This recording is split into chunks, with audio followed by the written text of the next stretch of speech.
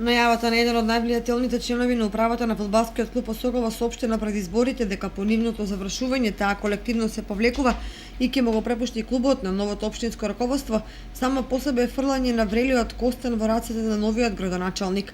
До крајот на октомври остануваат 10 дена, а до тогаш некој во овој град ќе треба да најде средства за да ги исплати фудбалерите и другите членови на клубот.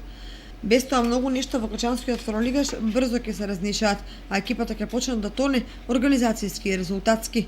Прво што ќе мора да се направи е да се избере нова управа на клубот, кој ќе се нафати да го води низ првенството и да обезбедува средства за негово нормално функционирање.